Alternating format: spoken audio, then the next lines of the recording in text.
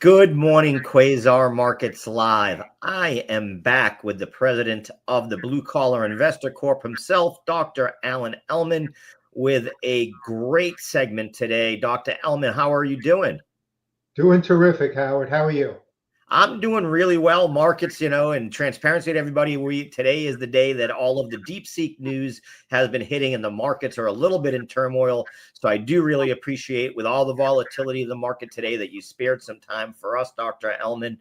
And you're going into a subject that I asked you to go over because I saw it within your blogs, and it's something that I've seen a lot of talk about on mainstream media and also on the financial sort of news networks, talking about where does option premium money go, and is trading in options truly a net zero gain? And this is going to break it down. So I love it.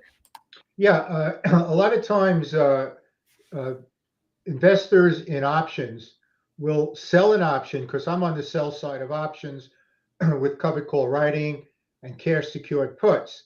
And they'll sell an option, then they'll go into their brokerage account and they'll go, wait a minute, I just sold an option. Where's the money?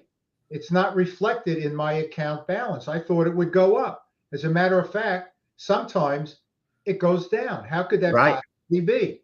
And yet they take a look. The trade was in fact executed. Where's the money?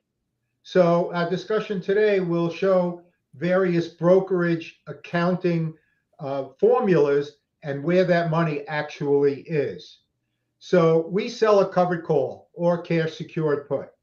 Now that money we know is in our cash account and we can actually use it. A lot of times if I'm selling 100, 125 option contracts per month, I'll take that revenue and buy more shares and sell more contracts. So I'll compound my money instantly. The money's there. But when Right. you take a look at your account balance, it's not there. It's confusing to a lot of retail investors. So how come the account didn't go up? Maybe it even went down. Yeah, Where did it go? I was not nicely surprised by this a few times in the past. That's why I think it is such a great subject for our viewers to learn a little bit about, because it is not as intuitive as one would think sometimes. Yes, and that's why we're going to talk about unearned income or revenue because that I'll first start with something that a general example that everybody is familiar with, right? Unearned income is income that has an attached liability. For example, most of us have purchased airline tickets. I travel all the time, all over the country to do my speaking commitments. So about 2 months before my commitment, I'll go online and I'll purchase an airline ticket. Now, the airline receives that income, but it's not earned income because they haven't provided what they have to provide to me, which is the airline trip. The So service. therefore, it is unearned income. So they have to have some kind of brokerage accounting to discern between income that has in fact been earned once I take the flight versus that is currently unearned because I haven't yet taken that flight. So that income then is unearned until the event actually takes place. So that's a general example. We could bring That's it a into great example that I hadn't thought about, but that's exactly right. The fact is, when someone sells you something that you're going to use in the future for an event, a ticket to a game, those are great. That is a great way. I'm putting that on my notes here. A great way to explain that to someone who's having trouble understanding what that means. Yeah. So, if we could bring it into the wonderful world of option selling, which is where I reside. When we sell an option, the airline ticket, so we're selling the option, the airline's selling the ticket, we now have an attached obligation, our contractual obligation to either buy or sell 100 shares of that underlying security, depending on if we're selling calls or puts. So that is our attached liability. So until that liability ceases, that income that we do in fact receive is considered unearned income, and the brokerages will account for it in a different way than it will once that commitment ends. So there are three ways, Howard, that commitment can cease. Number one, we could buy back the call. We can close the call. You sell a covered call and buy it back. Now, I do that all the time. Right. Consider rolling the option. I may want to roll the option out to the next contract cycle. I may want to roll it up or down, or I may just close it and wait and see if the price of the stock rebounds, and then sell the same option again in the same contract cycle. I call that hitting a double, two income streams in the same contract cycle. But I do that by buying back or closing the option. So that's one way the contract commitment will cease. Another way is if the option is in fact exercised, and Right. the sell side of options. So if we sell a call, we have to sell our shares. If we sell a put, we have to buy the shares. And at that point in time, our contract commitment ceases. And then the broker can show the option, the final realized option credit or debit at that point in time. And the third way is that if the option expires out of the money with no intrinsic value and therefore expires worthless. So those are the three ways that the contract commitment can cease, and then it will be reflected differently than when you first initiate the trade and wonder, where the heck did my money go? Right. Absolutely. Hey, Howard, before you move on, Yep. If I could just throw something else out there that's a little bit outside of what we're discussing today.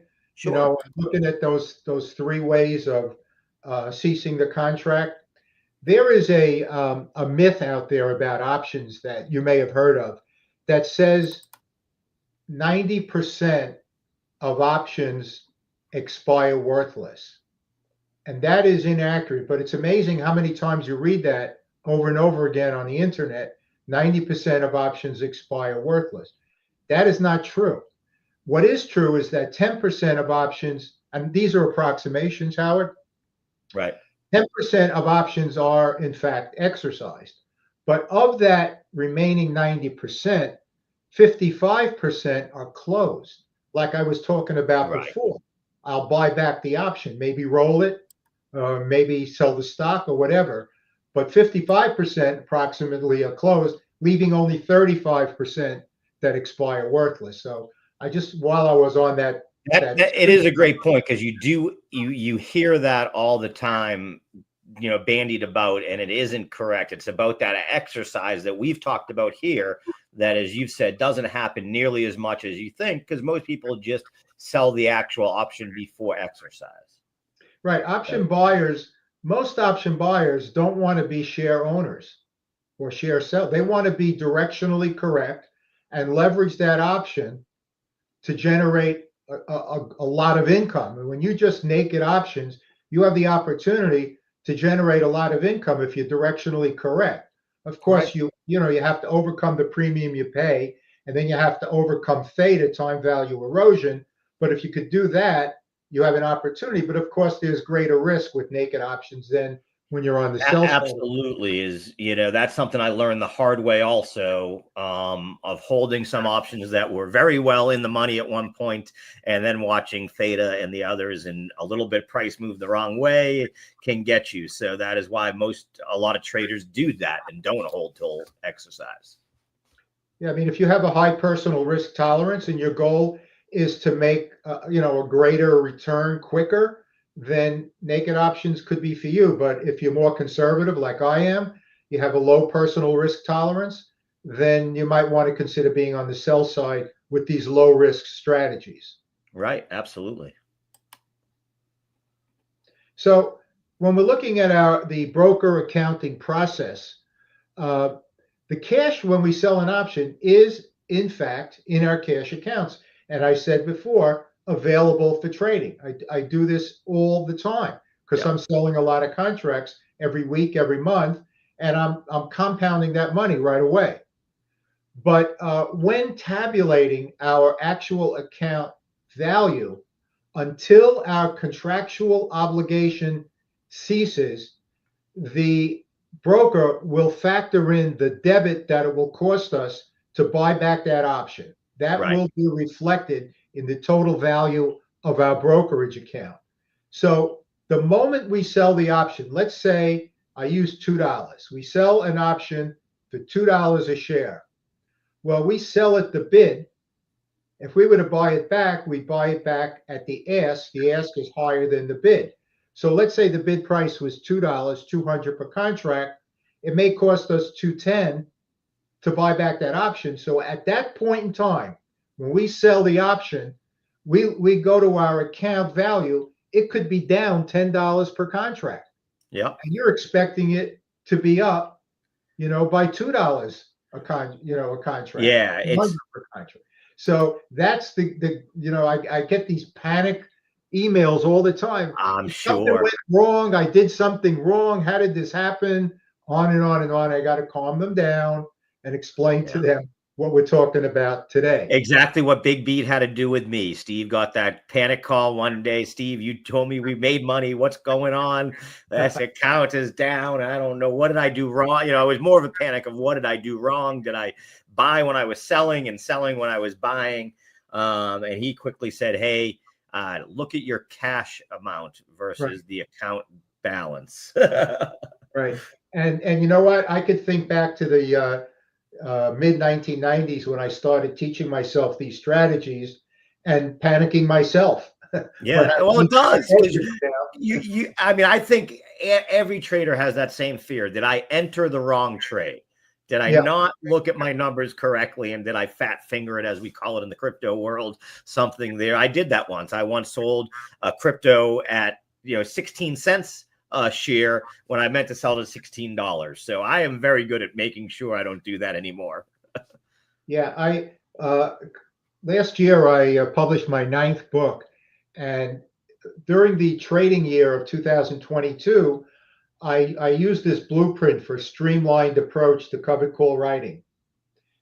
And what I did was I took a screenshot of every single trade that I made, the initial trade, any trade management techniques that I used, the end of the month results, compared it to the S&P 500, and I took a screenshot of every single trade that I made.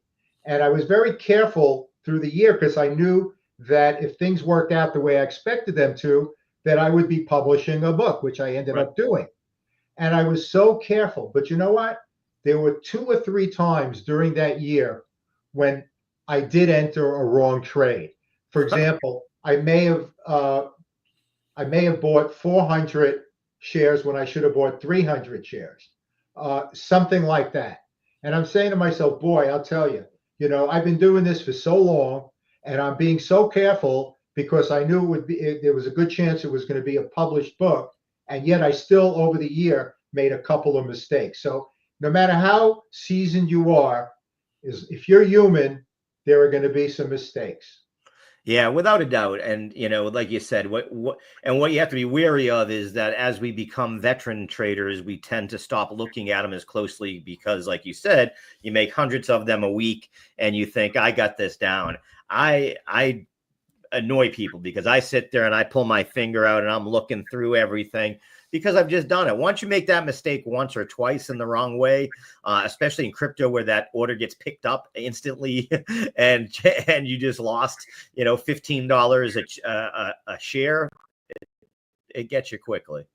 Well, that Howard is, I think the way I got good at this is by making mistakes. Yeah. And whenever I lost money in a trade, I would always go back over and over again and say, how could I have avoided those losses or even mitigated those losses? Or even when I had a nice gain, is there a way that I could have made even more money with that trade? And I would analyze it. And so I always tell people, if you make a mistake, it's not the worst thing in the world. Don't kick yourself, because just review what you did wrong and make sure it never happens again. And then you'll have years and decades of never, ever making that mistake again. So it can actually become something very valuable and positive in your investment lifetime. Absolutely. And changes habits. What I learned from me was the one that I would constantly be correcting. Luckily, before I sent it, was either buy to open or sell to open. It was automatically selecting one. And I wasn't the first thing you should, for me, and the app that I use is select the right one. I'd start looking at numbers and do stuff and not look to see if it was on the seller or the buy. So now the first thing I do is I hit that. So you learn hopefully from your mistakes. That's the key. Most brokerages, before they'll execute the trade, after you enter everything, they'll give you an opportunity to review the trade. Yeah. I say to your viewers, and I'm sure you haven't also, do it. I do. And you know what? I actually like Robinhood, which to me is, probably the worst interface of some of the interfaces. They actually ask you, are you expecting to get a credit or to pay a debit? Oh, interesting. And I like that component too, because, it gets you in the right page. So because they've had so many problems, and it shows you how many people have had these issues, that platforms have gone out of their way to make it a little bit more easy to review or make you review things. So, Howard, right now there's a screenshot. I don't know how easy it is to read for your viewers, but I could just kind of summarize it. I did highlight it in colors. So the stock positions are highlighted in yellow, and you'll see those also show positive numbers as far as account value is concerned. Now, all the way to the right, the yellow reflects the gain. It just so happens that this was taken from one of my brokerage accounts. They were all positive, so that means the shares went up since I purchased them, but they could have gone down, but they show positive values as far as that total portfolio value. Now, in the brown highlighted cells, those are the options, and you could see that they're reflected with a negative amount. Sometimes in some brokerages, they just bracket it in red, which means the negative value. And that will reflect the cost to buy back or close that option. So the cash is in your cash account, like Big B told you, check your cash account. All right. But as far as the broker is concerned, it's still a negative value until your contractual obligation ceases. So you see all the negatives in the brown cells for the options, and you see all the positives in the yellow cells for the actual underlying securities. Right. Yeah.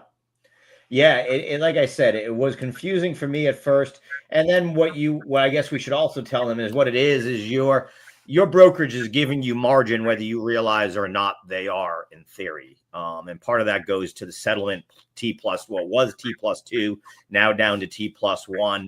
And the way that your account works, you are being issued a margin, even though you might not realize that you are. Yeah, I mean, you could. I do this all the time. You could use that money right away. I mean, yeah, I do too. I always, in my view, you almost always should. Yeah, I mean, as long as again, we've talked about not every day is a day to trade and so forth, but outside of that, I always take advantage of it. A day like today, if you had we have talked about the 20%, 10% guidelines several times in our discussions. And a day like today, when the market goes down significantly, a lot of those triggers are going to be reached, and automatically those thresholds will trigger the buy back the option, whether it's a monthly 20% or a weekly 10%. Well, now you simply own those underlying shares, and you're free to resell the option if it goes back up, or roll down the option. Or sell the stock if the stock is dramatically underperforming.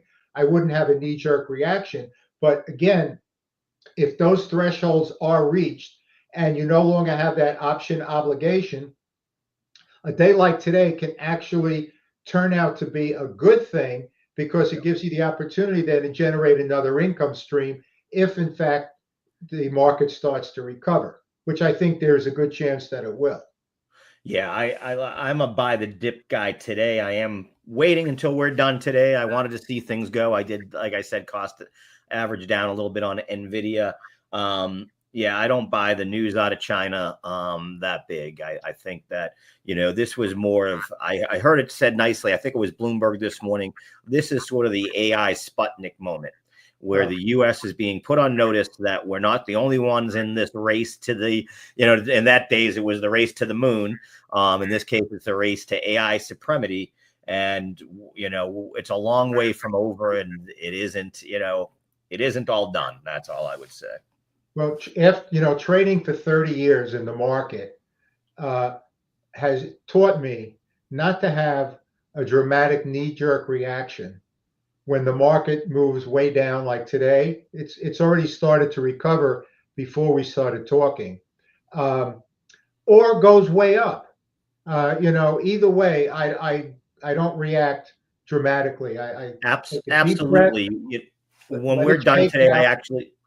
I get on with our trading mindset coach, Agnieszka Woods, and as she said, it's okay to react. You don't want to respond all the time. In other words, let your body get to your emotions are going to kick off. There's not much we can do sometimes after like you said, after 30 years, you might be able to calm your nerves on a day like today. But for those of us that have only been in for a few years, all these inputs coming in, you get a little nervous. Take all that in and let it digest before you actually make that reaction with your finger sometimes. You said a very important word, Howard. You said the word emotion.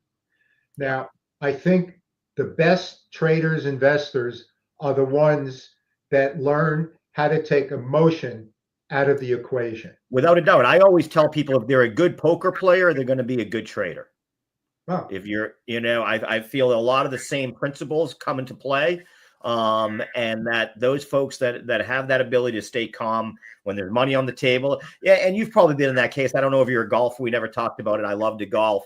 And there are some people I can play with that are friends of mine that I know if I say even $1, hey, $1 if you make that putt, that they're going to miss a 2-footer. It doesn't matter. They can't handle the pressure. So those are the people I tell don't trade in the market. They're the ones that do need brokers. yeah, no, I don't. I don't play golf and I don't play cards for money, but I know people who do, and I know exactly what you're talking about. If there's a pot for $5, which makes no difference to any of these guys, I Yeah. mean they're going to play like that their life depends on it. Yeah. So if you can develop a system of investing and trading where you have confidence in that system and you stick with it, that doesn't mean you can't tweak it if you find a way of improving it.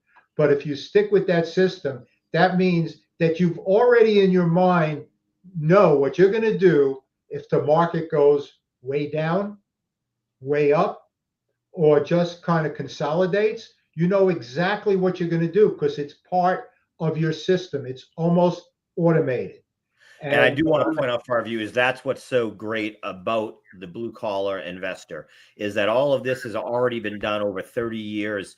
Dr. Ellman doesn't just rest on his laurels. He doesn't look at a trade that made 7% in a, let's say, 30-day period and say, well, that was a home run, nothing to look at here.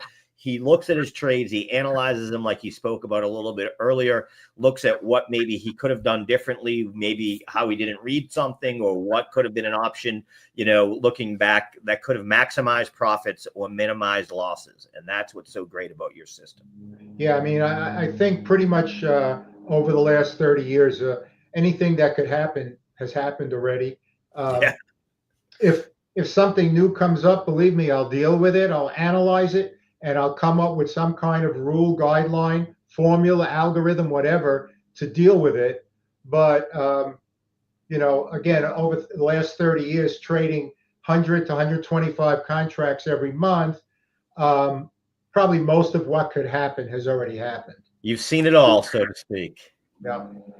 So just to kind of summarize, Howard, when we sell an option, the cash is in fact in our cash account, but will not be reflected in our total portfolio value because it's unearned income until that contract obligation ceases to exist. Now, the cost to close values, the value of our portfolio, factoring in the cost to close, that number will change as the value of the option premiums change. So it won't be the same on day 1 as it is on day 4 and day 6. That number will keep changing. But what you need to know is that when the contract obligation ceases, that your final option credit most of the time could be a debit if you buy it back at a higher price. Most of the time it'll be a credit, will then be reflected at that point in time when the At the contract end of the ceases trade. to exist. Yes. Awesome. Yeah, I mean, like I said, it's, we're trying to get through some of the little hiccups that I've run through over the years, or other traders that I know have had, those we're trying to take away those oh no moments here at Quasar Markets. And that's one of them that I know a lot of people had, that I definitely went and, just couldn't figure out for the longest time. So I really thank you for putting that into terms. And I never heard that airline one, which is a great analogy to use to further understand it. Because I knew that it showed in my cash and it didn't show necessarily in my overall account, but I didn't understand sort of a good way to explain it. So I really want to thank you, because it gives me a good, way to explain it to younger traders, and not necessarily younger, but newer traders. Well, you picked a good topic, Howard, because I would say a very large percentage of new options traders experience this. And so it was a good topic to select, and I thank you for that. Thank you so much, Dr. Ellman. Like always, this will be showing all week here on Quasar Markets. February is going to be full of the blue collar investor. We're going to have every day, Monday through Friday. We're at a point where we can fill the entire month, actually, with the shows that we've done already over the last few months. So I'm going to do it every day at 12:30 p.m. Eastern Standard Time. You will be able to see Dr. Ellman and myself and go over all of the videos that we've done, so that by the beginning of March, we'll have you ready to start making some covered call positions. Sounds great. Appreciate it. Thank you so much.